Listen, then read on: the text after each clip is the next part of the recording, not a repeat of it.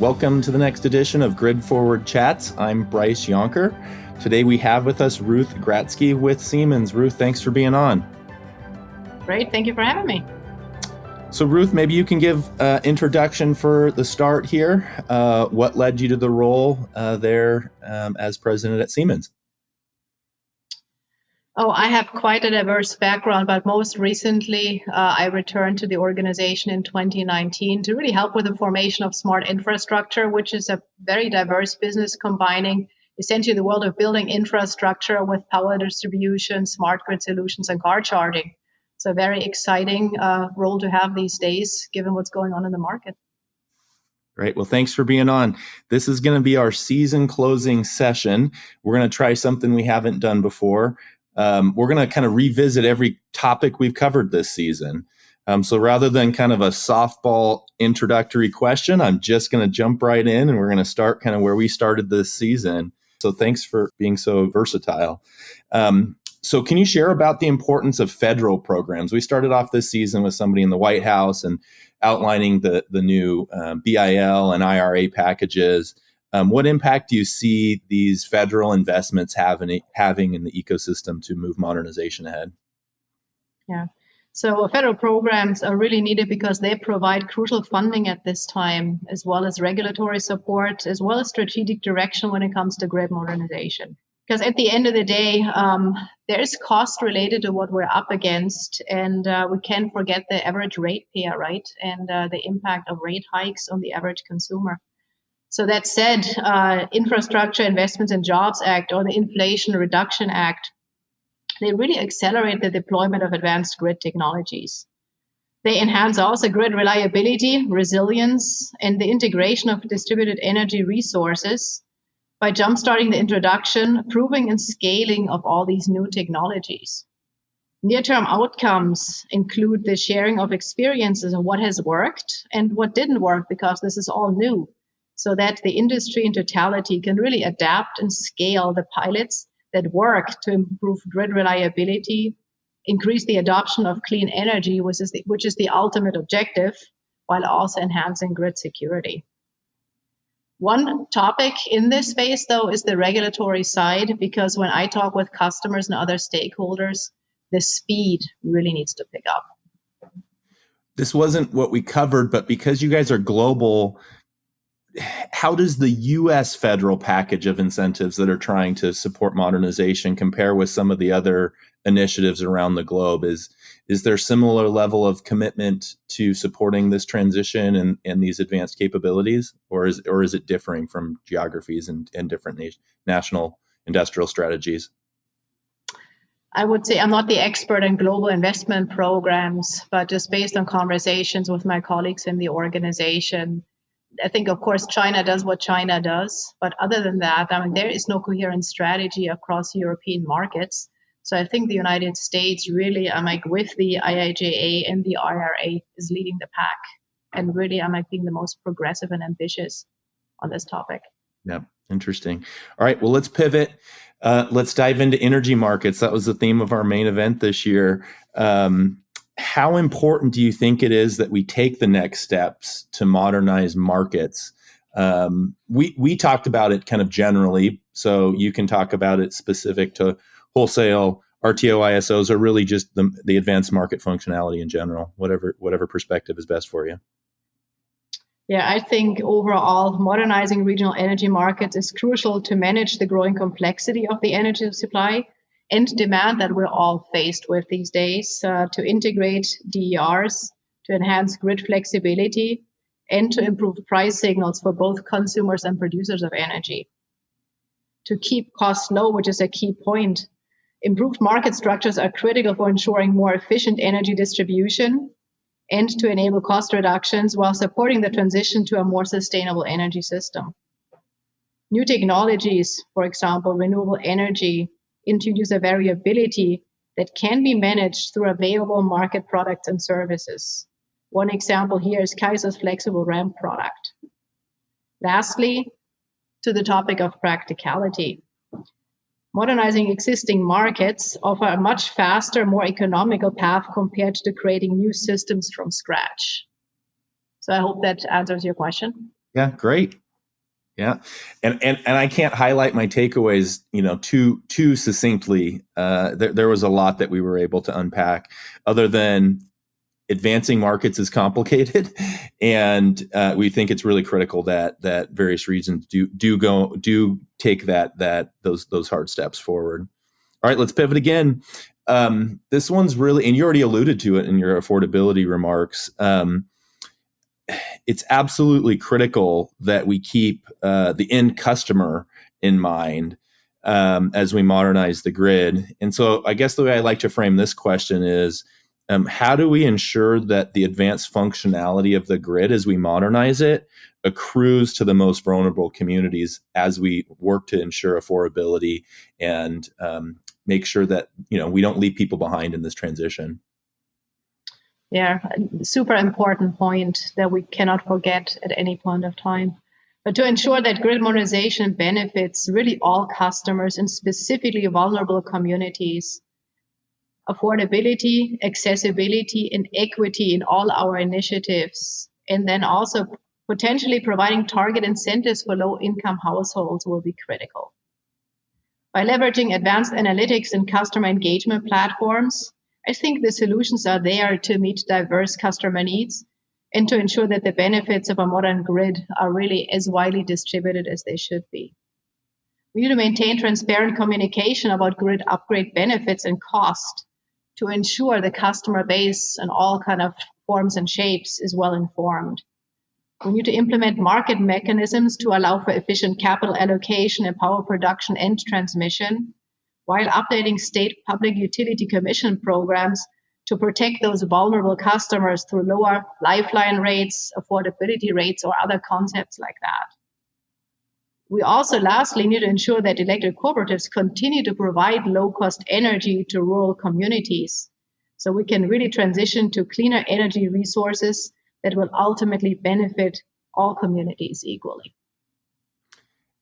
I think this is just an absolutely critical topic. It seems that there's been a fair amount of attention towards it.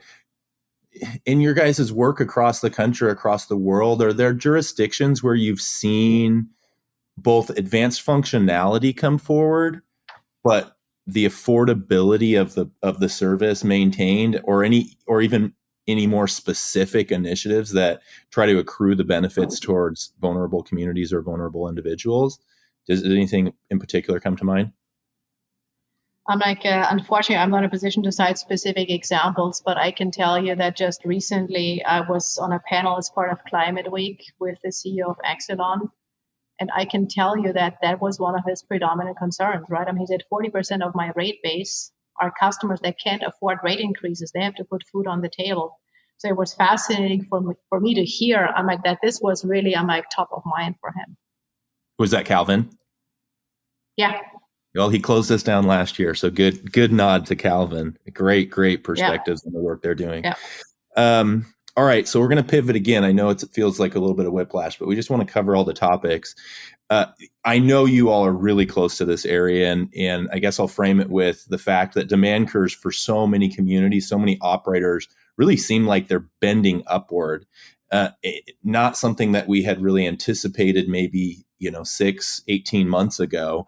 How do grid operators and everybody that's working with the operators, how do they better supply the demand that appears to be surging? And if you want to talk a little bit about, where are we seeing some of those surges potentially coming from? And so overall, demand growth is here, right, for a variety of reasons, and has returned after a decade of very little growth, if at all. So, and reality is also that it will be here for the years to come, driven by data center investments, driven by the electrification of everything. To supply this surging demand, grid operators ultimately need to adopt advanced demand response programs, enhance grid flexibility through energy storage solutions, and also invest in infrastructure upgrades. I touched on the electrification of everything. Think about the increased use of air conditioning, data center growth, upgrading general grid infrastructure, and using predictive analytics with real-time monitoring will help anticipate demand spikes and optimize those resources. Collaboration with consumers, regulators, and technology providers is essential for developing effective strategies for these changing demand patterns. Regional planning needs to account for energy transmission from resource-rich areas, think about solar, PV, and wind, to load centers to utilize cheaper energy resources. Implementing advanced planning software and energy market systems allows grid planners and operators to meet demand cost effectively using cleaner energy. Absolutely. I mean, it seems that everybody's really trying to center around the demand from data centers and AI, but it really is a combination of electrification of transportation and heavy industry. Are there any other aspects that you think are really, I don't know, maybe caught us off guard beyond the data center demand and surge, or is it just the combination that added on to everything else? How do you really attribute to the fact that it seems like it's a bit of a surprise to me that we were surprised? I think overall it's data center cloud growth, which has been, these days sounds funny, but more the long-term trend.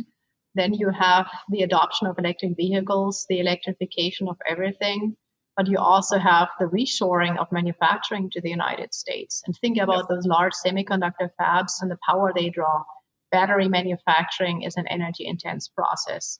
So I think what we're seeing right now is the culmination of all these demands already, and then cloud data centers, AI data centers, which consume much more power, are kind of coming on top, and that's what's creating the situation we're in.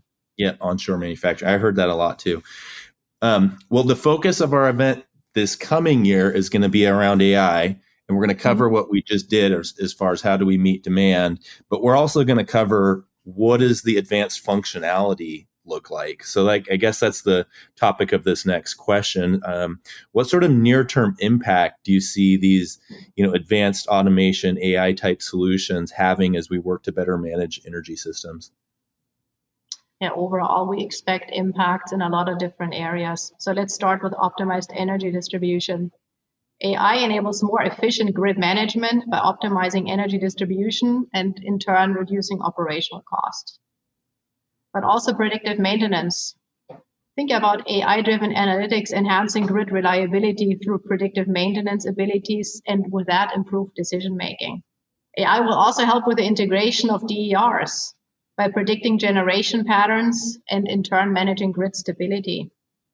But thinking customer engagement, where AI can improve customer interactions with personal analytics, helping to predict the cost benefits of adopting energy transition products like solar panels, heat pumps, or electric vehicles.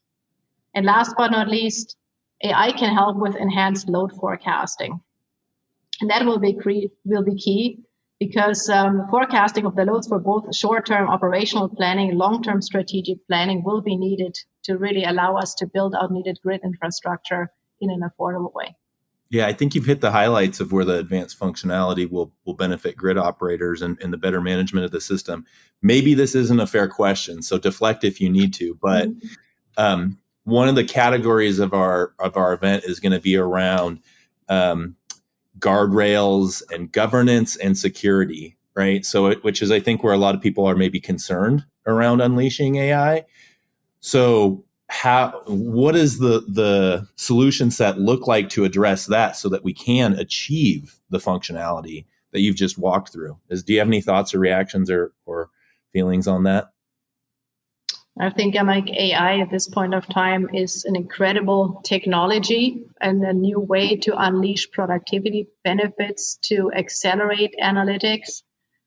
But personally, I still understand the concern. So I think we are not yet at a place where I would trust AI blindly, and every AI expert is going to tell you this. So I think for the time being, we still need to have human brains. Take a look at what AI tells us and make sure we don't unleash everything just now, put everything in the hands of AI just yet. Will we get to this point at some point? I'm pretty sure we will, but I'm not sure the time is today. Costly distribution upgrades, frequent extreme weather events, demand surging from an onslaught of distributed energy resources adoption. Do these challenges sound familiar? If so, you need Virtual Peaker's cloud-based distributed energy platform.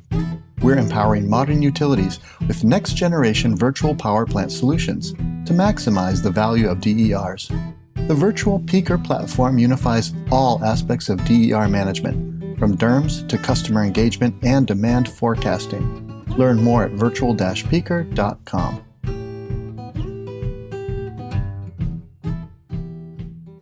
All right, let's pivot over to an area that we've covered probably every season of the podcast multiple times. The terminology, maybe in the last 12 to 24 months, seems to have centered, for better or worse, around the term of VPP, so virtual power. But as far as the aggregation of dispatchable distributed resources, how do you see the scaling of that going to a place in the near term where it really makes the impact that we're looking for it to achieve? Yeah, so I think that VPPs will see increased investment and regulatory support because simply they improve the integration of DERs into the grid. There is lots of potential for VPPs working to supply services to load-serving entities, to distribution utilities, and wholesale markets in RTOs. Enhanced grid services like frequency regulation and peak shaving will result from aggregating DERs such as rooftop solar panels, battery storage systems, and demand response mechanisms. Advanced planning software, accurate distribution system models, and operational advanced distribution management systems, or ADMS, will be essential for distribution utilities, while aggregators will need distributed energy resources management systems, DERMS, with IoT connectivity.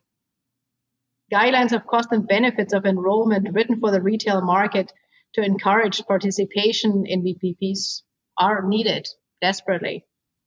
And last but not least, partnerships like, for example, here our Siemens partnership with Energy Hub will allow us to expand ecosystems to manage various DER classes and in turn enhance grid flexibility. Energy Hub's knocking it out of the park. Won our Grid Innovator of the Year award this year, and really happy to have them see what they're scaling. I'll hold back my follow-up because we actually get to loop back on that topic here a little bit later on. Okay. So we'll pivot here to, I understand, a very specific topic, but 2 or 3 years ago, I think it was getting the attention maybe it deserved. Now, maybe it's fallen, I think, unfortunately, a little bit to the sidelines because it's still absolutely critical. And that's the topic of cybersecurity. Anything and everything that we do to the electric grid really is, I think, gated by the fact that this has to be adequately covered. So how do we ensure that cyber best practices are maintained while we advance grid modernization? Yeah, so first of all, I couldn't agree with you more. AI may be taking over, but cybersecurity needs to remain one of the top concerns as we advance grid modernization. Implementing really robust cybersecurity measures, for example, advanced encryption, multi-factor authentication, and continuous monitoring of assets is really essential to protect critical infrastructure. We cannot take shortcuts there.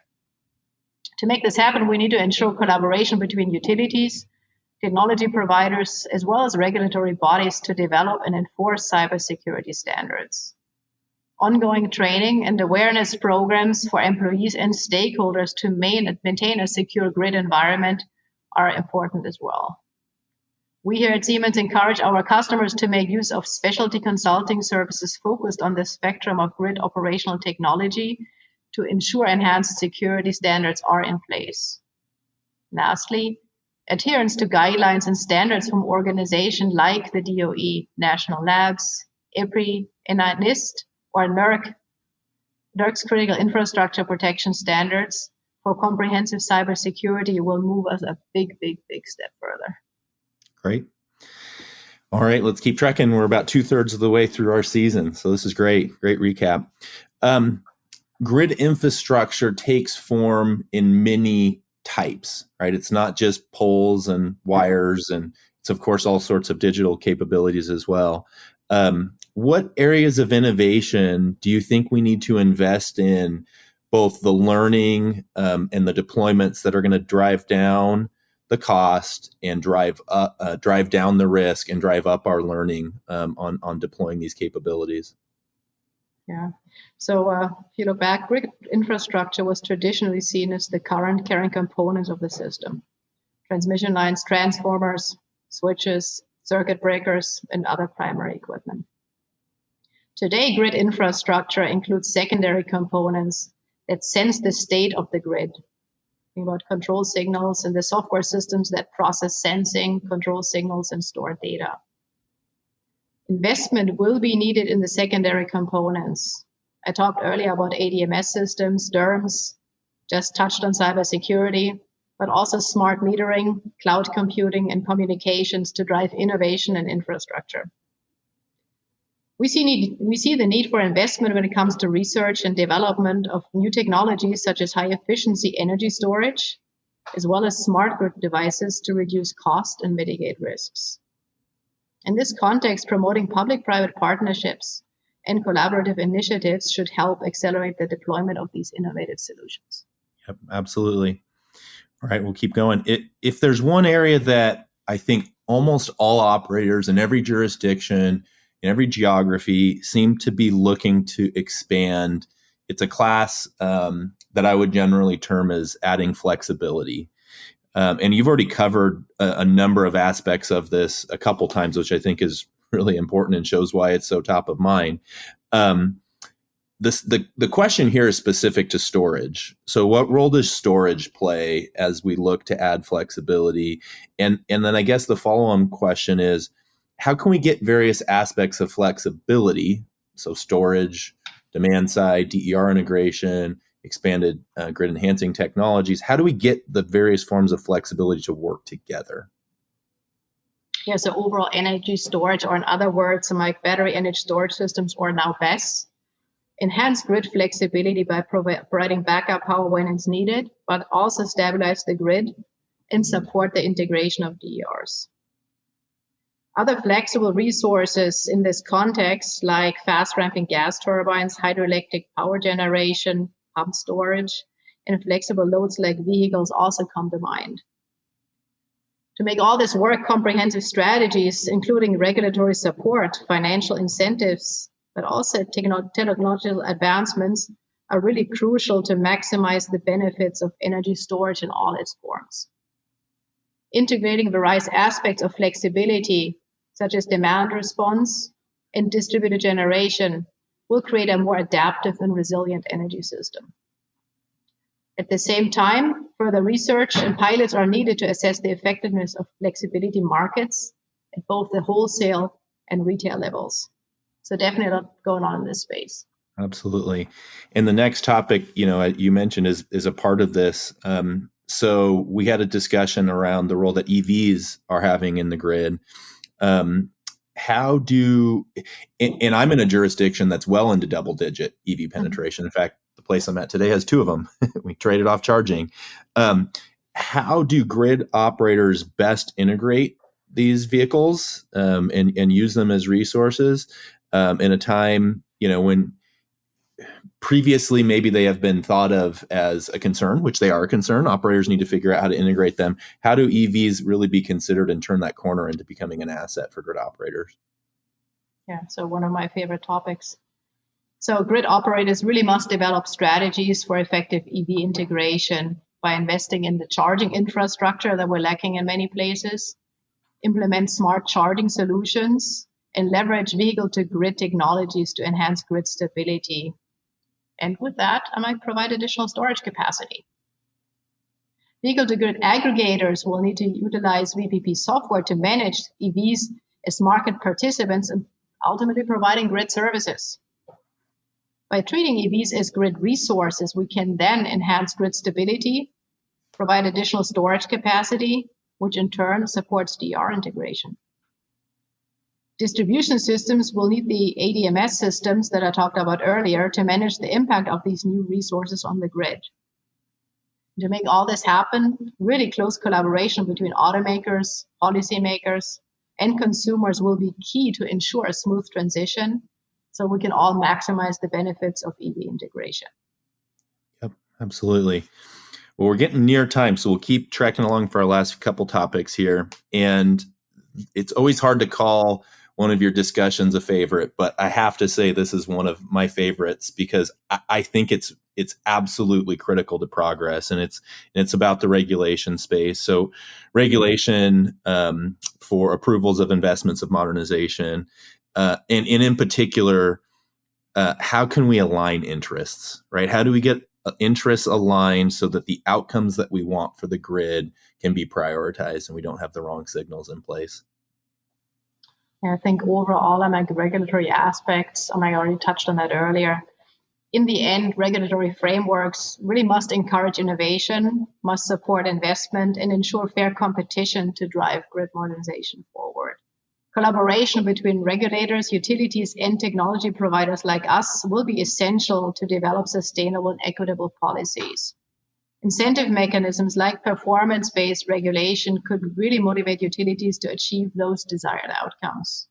Stakeholder processes, standardization, leveraging the work of the national labs will be crucial at the technical level to ensure better regulation.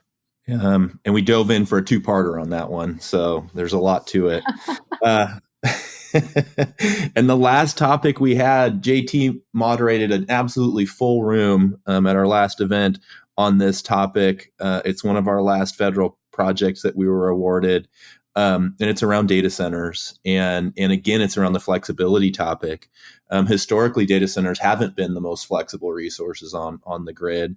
And do you see ways that data centers can increase the level of flexibility that they have in their operations as they integrate higher levels of renewables?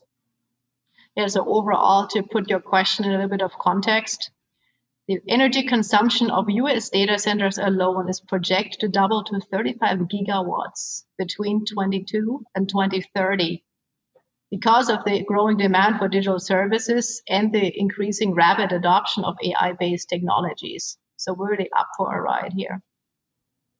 Data centers can increase their flexibility by adopting DERs, by implementing energy-efficient solutions like battery energy storage systems to shave peak loads, but also demand response programs to help with that needed flexibility.